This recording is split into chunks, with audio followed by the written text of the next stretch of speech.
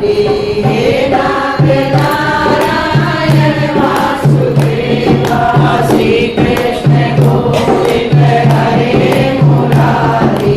हे नाथ नारायण वासुदेवा हे नाथ नारायण वासुदेवा हे नाथ नारायण वासुदेवा हे नाथ नारायण वासुदेवा हे नाथ नारायण वासुदेवा श्री कृष्ण गोविंद हरे मुरारी। हे नाथ नारायण वासुदेवा नाथ स्वामी सदा हमारे विद्यमान स्वामी सदा हमारे। हे नाथ नारायण वासुदेवा हे कृष्ण गोविंद हरे मुरारी। हे नाथ नारायण वासुदेवा। बोले वृंदावन बिहारी लाल की जय। वासुदेव भगवान की जय। सदगुरुदेव भगवान की जय। माता की जय।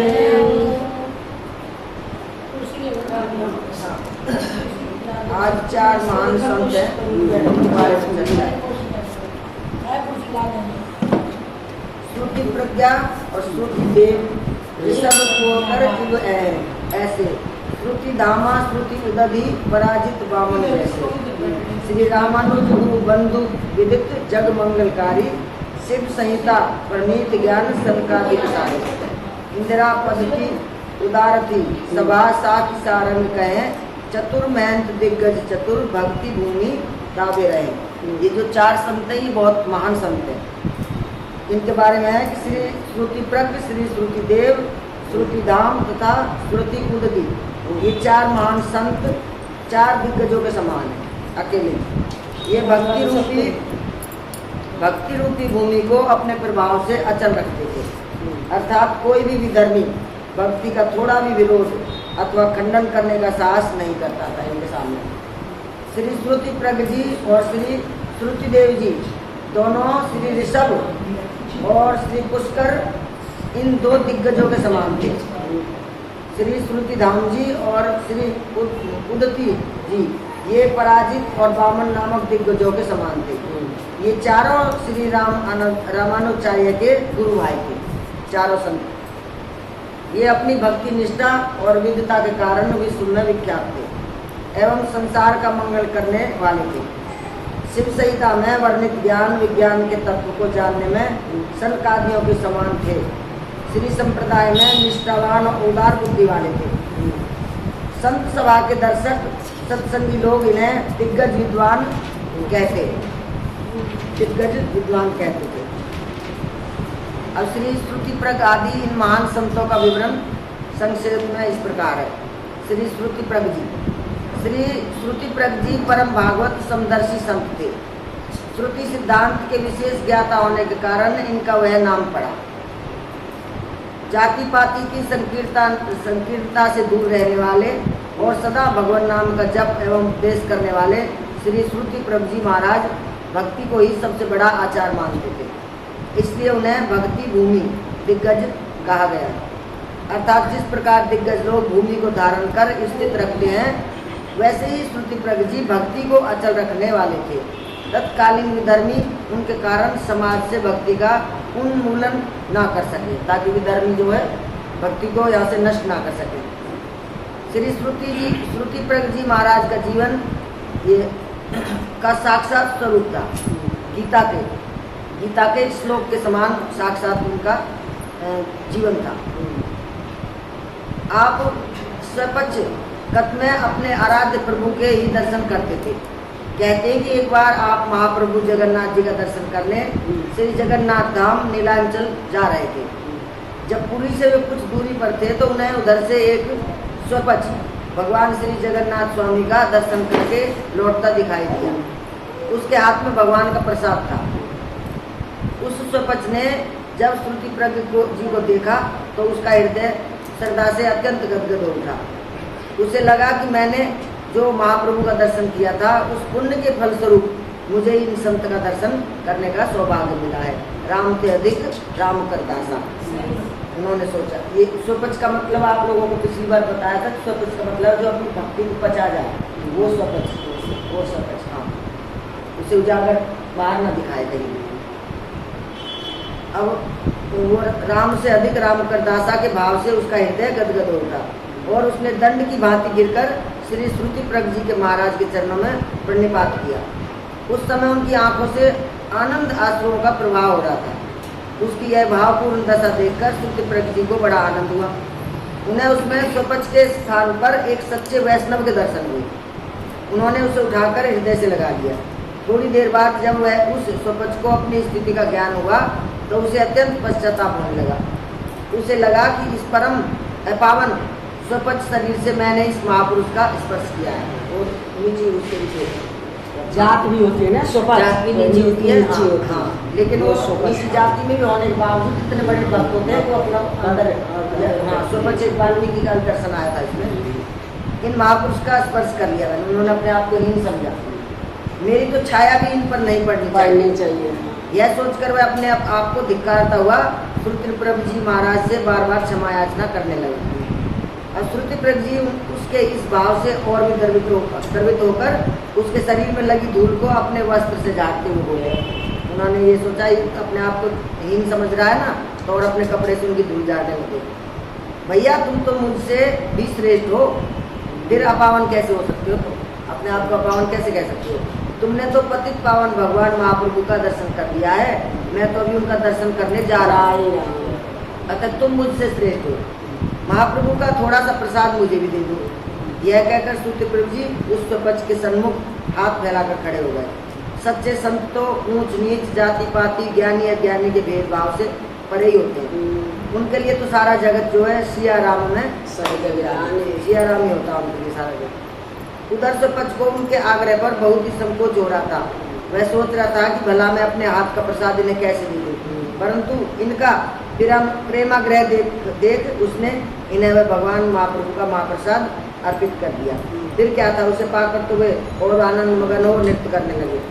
अत्यंत आदर के साथ इन्होंने उस स्वपच के साथ पूरी रात्रि सत्संग किया और प्रातःकाल अत्यंत आदर पूर्वक उसे विदा कर ये भगवान जगन्नाथ जी का दर्शन करने उनके धाम की ओर पधारे। अब दूसरे हैं श्री श्रुति देव जी।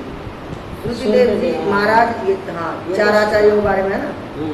तो दूसरे श्रुति देव जी महाराज आचार्य श्री रामानुज के ये गुरु भाई थे। भगवत विमुख जीवों को भगवत सम्मुख करा देना इनका जीवन लक्ष्य था।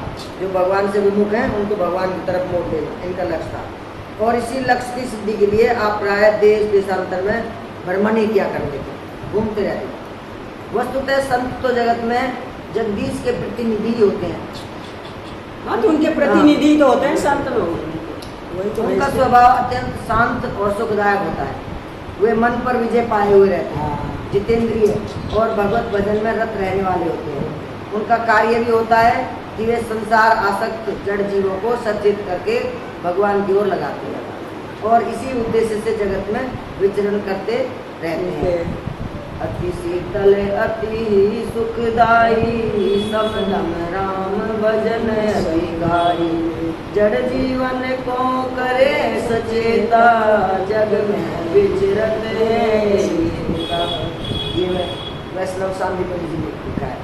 श्री श्रुतिदेव जी महाराज इसी प्रकार के संत थे। उन्होंने नीरस हृदय को सरस बनाया और घर घर भक्ति का प्रचार किया। एक बार की बात है, भक्ति का प्रचार करते हुए आप संतों की मंडली लिए एक ऐसे राज्य में पहुंच गए जहाँ का राज्य ईश्वर और धर्म को न मानने वाला नास्तिक था। वहाँ की प्रजा और राज कर्मचारी भी नास्तिक ही थे। जब राजा होगा तो वैसी प्रजा होगी। श्री श्रुतिदेव जी महाराज संतों की मंडली लेकर राजा के उपवन में रुक गए। वहाँ आसपास स्नानार्थ कोई जल स्रोत, नदी, सरोवर आदि न होने के कारण संत मंडली उपवन के कुओं से ही जब जल लेने लगी तो वहाँ के मालियों और रखवालों ने इनका अपमान किया। यहाँ जल लेने क्यों आए, और जल लेने से इनको मना कर दिया। और श्रुतिदेव जी के अनुनय करने पर भी उन दुष्टों ने यह कहकर जल नहीं देने दिया कि ये कुएं उपवन के पेड़ पौधों को सींचने के लिए हैं। हाँ, मुंडी बैरागियों के नहाने के लिए नहीं है। उन्होंने कहा ये मुंडी बाबाओं के लिए हाँ, तो नास्तिक के साथ क्या करते हैं? उन्हें क्या पता।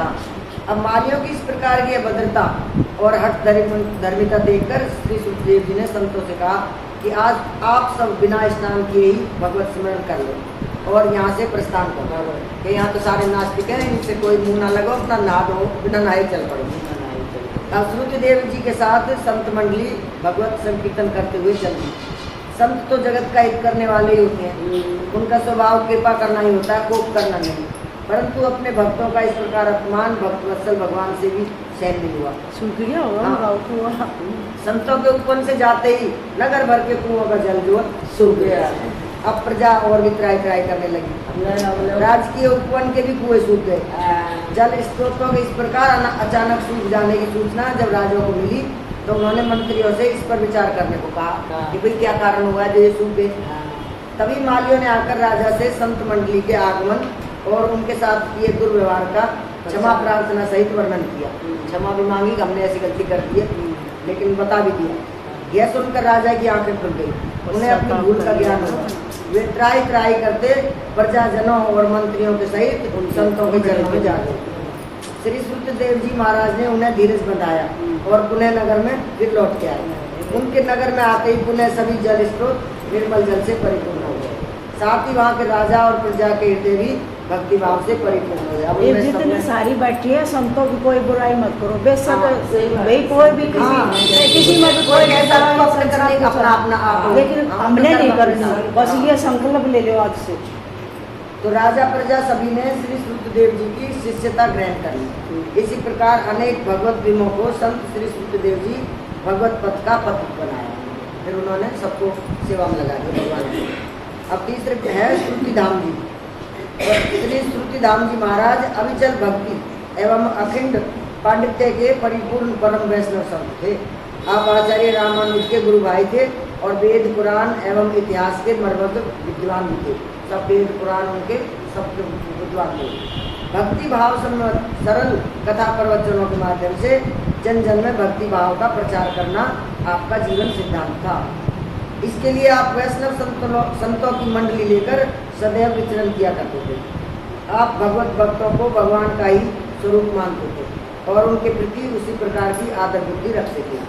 वैष्णव वेश के प्रति आपकी बड़ी श्रद्धा और निष्ठा थी। अतः आप सबको कंठी माला तिलक और छाप आदि वैष्णव चिन्हों को धारण करने का उपदेश करते थे कि अपना तिलक आपने कंठी माला साथ में रखा करो। श्री श्रुतिधाम जी महाराज एक सिद्ध संत थे, परंतु उनकी सिद्धियां चमत्कार प्रदर्शन के लिए न होकर भावुक भक्तों को भक्ति की ओर उन्मुख करने के लिए होती थी। कि जिस जो भावुक है उनमें भक्ति आए कैसे, तो उस पर इस्तेमाल करते थे उन सिद्धियों का, ताकि इसका भाव और बढ़े। हाँ, और भाव बढ़े तो देख के मन करता है मैं भी ऐसा करूँ। एक बार की बात है, एक बार आप संत मंडली को लेकर तीर्थराज प्रयाग में त्रिवेणी स्नान के लिए गए थे। ये सब कलयुग के संत हैं, ये द्वापर त्रेता के नहीं है। स्नान के बाद वहीं त्रिवेणी तट पर ही सत्संग होने लगा। अब भक्तों का एक बड़ा समाज आपके सत्संग में जुट गया। भगवत कथाओं के माध्यम से ब्रह्म निरूपण, धर्म एवं भक्ति पर सरस प्रवचन चल रहा था। महाराज श्री प्रवचन के माध्यम से कर्म, ज्ञान और उपासना की त्रिवेणी का रहस्य समझा रहे थे। कि किसी श्रद्धालु ने प्रश्न किया कि महाराज त्रिवेणी संगम में गंगा जी और यमुना जी की श्वेत और श्याम धाराओं के तो प्रत्यक्ष दर्शन होते हैं, परंतु सरस्वती की धार के दर्शन नहीं होते हैं। वह तो केवल कथाओं में सुनने की बात है। अब दूसरे कथावाचक होते तो कथा कहानियों के माध्यम से श्रद्धालु श्रोताओं की जिज्ञासा को शांत करने का प्रयास करते, परंतु श्रुतिधाम जी महाराज तो साक्षात भक्ति विग्रही थे। उन्होंने ध्यानस्थ होकर माता गंगा, यमुना और सरस्वती का आह्वान किया। फिर क्या था, अपने भगत की भावना को साकार रूप देने के लिए तीनों देवियों ने प्रत्यक्ष होकर अपने दिव्य स्वरूप के दर्शन भक्त मंडली को कराए। ले तुम तो धारा ही मांग रहे थे, हम तीनों देवी तुम्हारे सामने खड़ी कर देते। तत्पश्चात उनकी जल धाराएं भी स्पष्ट दृष्टिगोचर हुई। तीनों की धाराएं दिखनी शुरू हो गई। अब तो दिखती बताइए। सारा त्रिवेणी तट त्रिवेणी जी की जय, त्रिवेणी की जय और श्रुतिधाम जी महाराज की जय से गूंज उठा करते।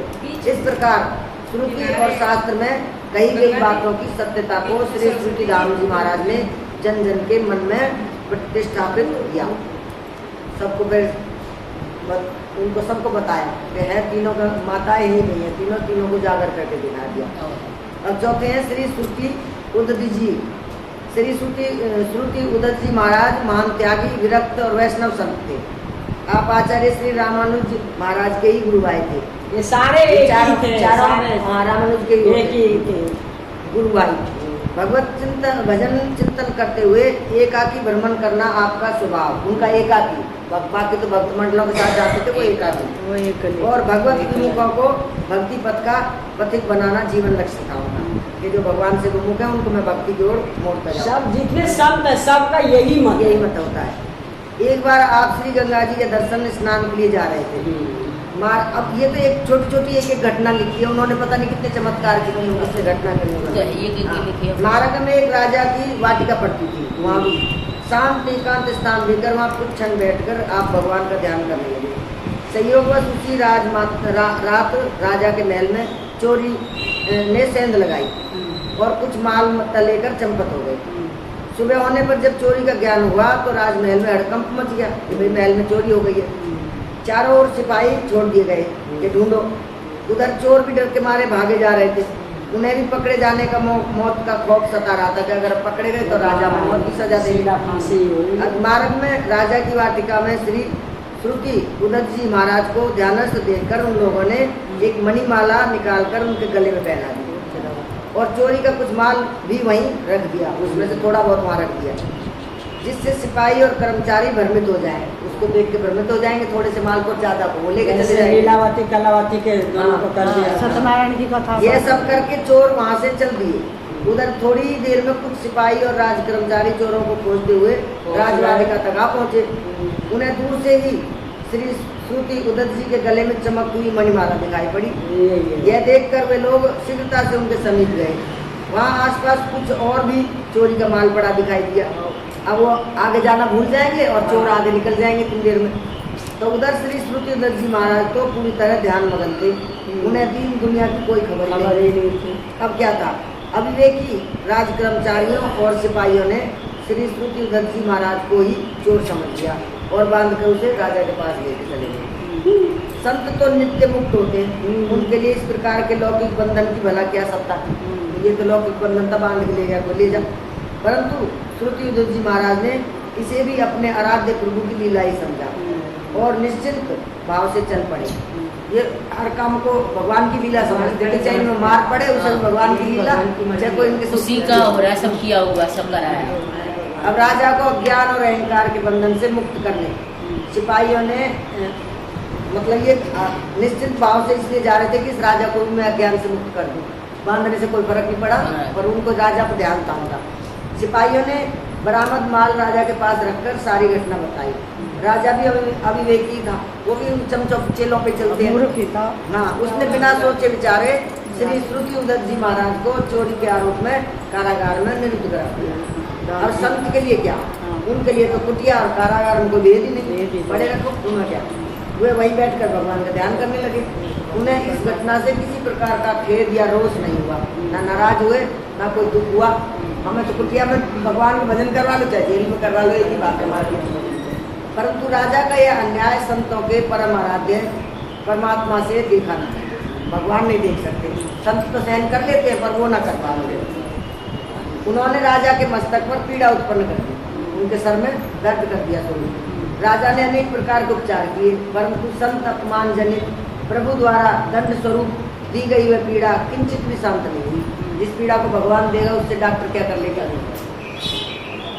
तब प्रभु प्रेरणा से किसी मंत्री ने राजा को सलाह दी कि महाराज, जिसे चोर समझकर आपने कारागार में बंद करा दिया है वो कोई चोर नहीं है, बल्कि परम तपस्वी भगवत भक्त संत है।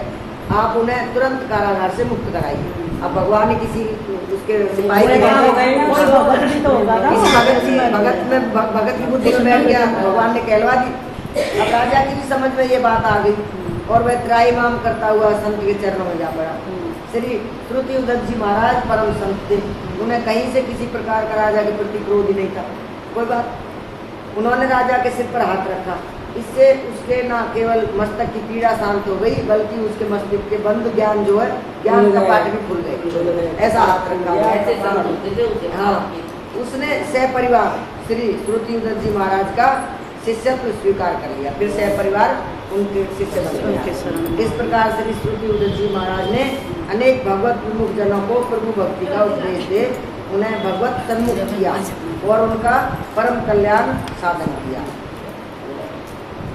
बोले वृंदावन बिहारी लाल की जय। अब ये हैं श्री लीला आचार्य जी, वो मालाधारी मृतक भयो। चारों की होगी। हाँ, चारों की कथा चारों की पूरी हो गई। अब श्री लाला आचार्य जी आयो, कहा कृष्ण जो बंधु न्योती सब कुटुंब बुलायो, नाम सकोचई विप्र तबई हरिपुर जन आए, जेवत देख सबन जात काऊ नहीं पाए, लाला चारज लक्षदा प्रचुर भई महिमा जगती, श्री आचरज जामात की कथा सुनतारी हुई प्रति।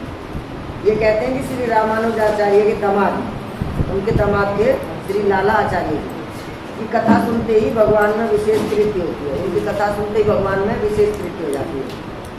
एक बार कोई तुलसी कंठी धारण किए हुए मृत शरीर नदी में बहता हुआ जा रहा था। ये कथा एक बार से आपको ध्यान होगी, रोहित ने सुनाई। अब श्री लीलाचार्य ने उसे निकाल कर उसका अपने भाई के समान दाह संस्कार किया।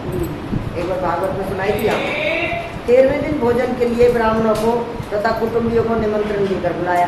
13वीं के समय अज्ञात सबका भंडारा जानकर ब्राह्मण लोग नाक मुँह से खोलने लगे और भोजन करने कोई नहीं आया। उन्होंने कहा पता नहीं किसको नदी में से उठा लाए और उसके दाह संस्कार करके उसकी तेरिंग कर रहे, पता नहीं कौन था मरने वाला, हम ना जाए। ब्राह्मणों ने ऐसा सोचा कि हम नहीं जाएंगे यहाँ पे।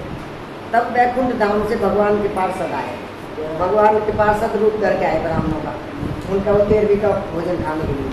जिन्हें भोजन करते हुए तो सभी लोगों ने देखा, परंतु जाते समय वे आकाश मार्ग से चले गए, किसी को मिले ही नहीं, उन्हें कोई ना देख पाया।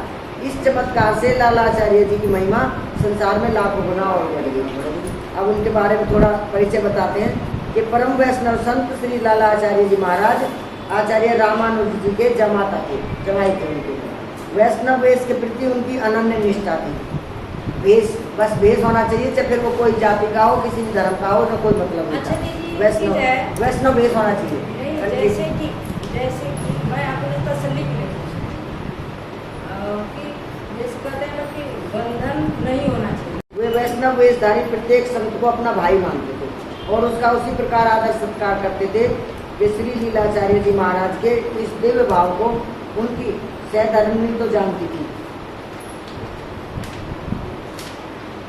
परंतु साधारण लोग भलाई से क्या समझे कि केवल तुलसी माला धारण करने मात्र से ही वैष्णव ब्रह्मा जी द्वारा ही भी पूज्य हो जाता है। तुलसी माला धारण करने से ही, फिर मनुष्यों की तो बात ही क्या है।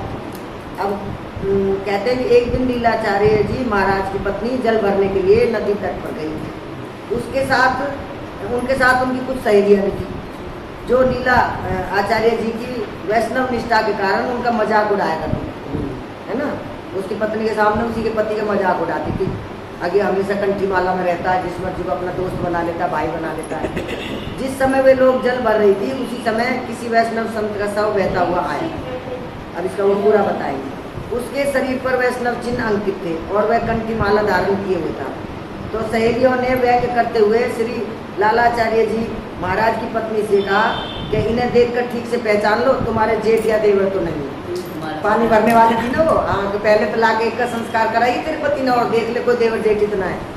तो यह कहकर खिलखिलाती हुए चल पड़ी हो, हंस दी हो।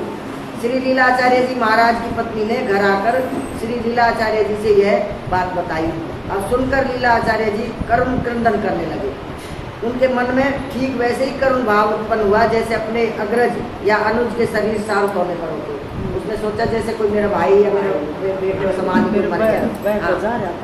अंत में यह सोचकर अपने मन को शांत किया कि ये भाई भगवत भक्त थे, अब वैष्णव संत थे, अतः इन्हें भगवत धाम की प्राप्ति हुई। तत्पश्चात उनका शव प्राप्त कर अंतिम क्रिया करने के उद्देश्य से वे नदी के किनारे आए और विधि पूर्वक विधान पूर्वक उनकी क्रिया की। अब प्रियदास जी महाराज इस घटना का अपने कविता में वर्णन करते हैं कि आचरज को जामात बात ताकि सुनो, नीके पायो उपदेश संत बंधु कर मानिए। कीजे कोटि गुनि प्रीत ऐपे न, बनत रीत ताते इति, करो याते घटकी न आनिए। मालाधारी साधु तन सरिता में भयो आयो, ल्यायो घर फेरी के विमान सब जानिए। गावत बजावत ले नीर तीर दाकियो, हियो दुख पायो सुख पायो समाधानी। त्रयोदश के दिन श्री लीलाचार्य जी ने उस वैष्णव संत के निमित्त ब्राह्मण भोजन का आयोजन किया। उसके हेतु स्थानीय ब्राह्मणों को आमंत्रण दिया, परंतु कोई ब्राह्मण उनके यहाँ भोजन करने नहीं आया। उन ब्राह्मणों ने आपस में तय किया कि ये लालाचार्य पता नहीं किस जाति का सब उठा लाया है और उसके त्रयोदशा में हम लोगों को खिलाकर भ्रष्ट करना चाहता है। अतः इसके यहाँ किसी भी ब्राह्मण को नहीं जाना चाहिए। तथा जो ब्राह्मण परिचय के आए उन्हें भी वे सब बातें बताकर उनको रोक दिया। जो कोई जानने वाला जा रहा है उन्हें रोक दिया। अब ये कविता में लिखते हैं कि कियो सो महोत्सव ज्ञाति विप्रन को न्योतो दियो, लियो आए नहीं कियो शंका दुखदाइये। भय एक ठोरे माया कीने सब गोरे, कछु कहे बात और मरी दे बही आइए। याते नहीं खात वाकी जानत न जात पात, बड़ो उत्पात घर ले आए जाए दाइये। मग अवलोकी उत्पर्यो सुनि शोक ये जिए, आए पूछ गुरु कैसे के निभाइए। ब्राह्मणों की उस दुर्विसंधि का ज्ञान सबको इकट्ठा कर लिया, वही किसी को नहीं जाने दिया। जब लाला आचार्य जी को हुआ तो वो बहुत ही दुखी है और चिंतित हुए। उन्होंने ये सब बात आचार्य श्री रामानुज से निवेदन की। ये देखो, आचार्य श्री ने कहा कि तुम्हें इस विषय में किसी प्रकार की चिंता नहीं करनी चाहिए। ये ब्राह्मण अज्ञानी है और उन्हें वैष्णव प्रसाद के महात्म्य का ज्ञान ही नहीं है। यह कहकर उन्होंने दिव्य वैष्णव पार्षदों का आह्वान किया। रामानुज ने फिर वहाँ से बुला दिए पार्षद। वैष्णव प्रसाद की महिमा जानने वाले वे दिव्य पार्षद ब्राह्मण वेश में उपस्थित होकर श्री लालाचार्य जी के घर की ओर उन्मुख हुए। उन्हें देखकर वहाँ के स्थानीय ब्राह्मणों ने उन्हें रोकना चाहा, उनको भी रोकना चाहा। आते हुए तो वो दिखे, जाते हुए न दिखेंगे, परंतु उनके दिव्य तेज से अभिभूत होकर खड़े के खड़े रह गए और आपस में विचार किया कि अभी जब ये लोग भोजन करके बाहर आएंगे ना, तो हम लोग इनकी हंसी उड़ाएंगे कि कहो किसके श्राद्ध के ब्राह्मण भोजन में आप आए हो। पूछेंगे इनको किसका श्राद्ध खाया है तुमने, क्या उनके कुल गोत्र का भी आप लोगों को ज्ञान है, ऐसे पूछेंगे। उन्होंने अपने मन में बना लिया बात। अब महाराज जी कहते कविता में कि चले श्री आचार्य पे बारिश बदन देखी करी, साष्टांग बात कही सो जनाइए। आओ निहज संक वे प्रसाद को न जाने रंक, जाने जे प्रभाव आवे वेग सुख दाइए। देखे नव भूमि द्वार है निर्धार जन बैकुंठ निवासी, पांच दिग हैं कि आइए। इन्हें अब जान देओ जनी कछु कहो, आओ कहो करो हासी, जब ये घर जाए खाइए। जब ये घर से खा के आ जाएगी तो इनकी हासी करेंगे। इधर ब्राह्मण लोग ऐसा सोच रहे थे, उधर ब्राह्मण वेशधारी दिव्य पार्षदों ने श्री लीलाचार्य जी के आंगन में जाकर वैष्णव प्रसाद पाया और पुनः आकाश मार्ग से वैकुंठ धाम के लिए प्रस्थान कर गए। अब ब्राह्मणों ने उन्हें जब आकाश मार्ग से जाते देखा तो उनकी आंखें खुली खुली गई। क्या हम तो सोच रहे थे इनका मजाक उड़ाएंगे तो गए आकाश में उड़ गए, और उन्हें अपनी भूल का फिर बहुत पछतावा हुआ। वे लोग आकर श्री लीलाचार्य जी के महाराज के चरणों में गिर पड़े और क्षमा मांगते हुए रोने लगे। अब संत लालाचार्य जी महाराज तो परम वैष्णव थे, उन्हें उन लोगों पर किंचित भी रोष नहीं था, वो गुस्सा नहीं थे उनके। वे बोले कि आप सब ब्राह्मण हैं, इस प्रकार कहकर मुझे लज्जित ना करें। आप सबकी कृपा से मुझे आज दिव्य वैष्णव पार्षदों के दर्शन हुए। अगर तुम ही आ जाते तो मुझे ये दिव्य पार्षद कहाँ से मिलते, मेरे लिए तो तुम ही बड़े हो इस टाइम पे। मैं तो स्वयं आपका ही कृतज्ञ हूँ, तुम्हारा ही आभारी हूँ मैं तो, कि तुम ना आए तो तुम्हारी वजह से भगवान आए। ब्राह्मणों को अब लीलाचार्य के साधुत्व और सिद्धित्व में रंच मात्र भी संदेह नहीं था कि ये साधु तो है ही है, साथ में इनके पास सिद्धियाँ भी हैं। और उन सब ने श्री लालाचार्य जी का शिष्यत्व ग्रहण किया और वैष्णव की दीक्षा प्राप्त। फिर सारे ब्राह्मणों ने उन्हीं से दीक्षा ली। प्रियदास जी कविता में लिखते हैं, आए देखी पार्षद गयो गिरी भूमि सद, अज करी कृपाय जान निज जन को, पायो ले प्रसाद स्वाद कही ऐलाद भयो, नयो लयो मोद जानो साचो सब पन को। विदा है पधारे नव मग में सिधारे, विप्र देखत विचारे द्वार उठा भई मन को, गयो अभिमान आने मंदिर मगन भय, नए श्रीविलाज दीन दीन लेत कण को। पाए लपटाए अंग धूरी में लुटाए, कहे करो मन भायो और दीन बहु भाग्यो है, कई भक्त राज तुम कृपा में समाज पायो, गायो जो पुराणन में रूप नैन चाख्यो है। जो पुराण वेदों में लिखा था ना वो रूप मैंने आज चाख लिया तुम्हारी वजह से, छाड़ो उपवास अब करो निजदास, हमें पूजे ये आस मन अति अभिलाख्यो है, किए प्रशंस मानो हंस ये परम को ऐसे जस, लाख भांति घर घर राख्यो राज। अब श्रीपाद पद जी महाराज, इसके बाद श्रीपाद पद जी महाराज। गुरु गमन कियो परदेश, शिष्य सुर धुनि पिटाई, एक मंजन एक पान हृदय वंदना कराई। गुरु गंगा में प्रवेशी, शिष्य को वेगी बुलायो, विष्णुपति भयजनी कमल पत्रन पर आयो। पाद पदम तादिन प्रगट, सब प्रसन्न मन परम रुचि, श्री मार्ग उपदेश कृत सर्वन सुनो आख्यान सूची। श्री संप्रदाय के अनुयायी गुरुदेव के उपदेश करने से गंगा जी में उत्पन्न निष्ठा का पवित्र इतिहास सुनिए। ये गंगा जी का पवित्र इतिहास है। गुरुदेव